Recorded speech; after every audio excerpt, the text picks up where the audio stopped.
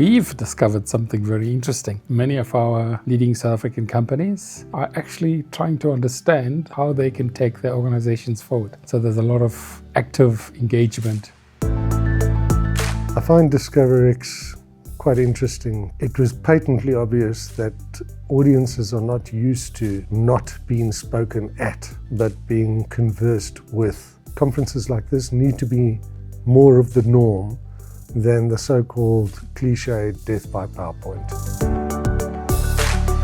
Platforms like DiscoverX are critically important for business leaders. They do provide a window into the opportunity set around risk management, around operations.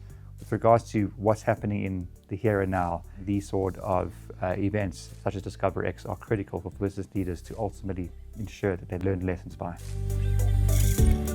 When you have an environment where you have a lot of expertise or senior people and you create engagement and conversations, it creates for me the psychological safety for the real problems to surface and the ability then, to solve them. And I also particularly like how they're doing it, not coming to tell you about products and services, but to really create reflective questions about where our business is going, what are the things, the problems that we see, and what's the value we're creating.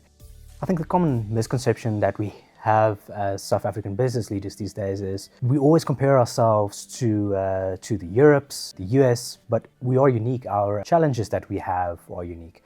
And I think we need to tackle digital transformation in a different way. From AI in the new context that we're looking at, we see data and we see an abundance of data.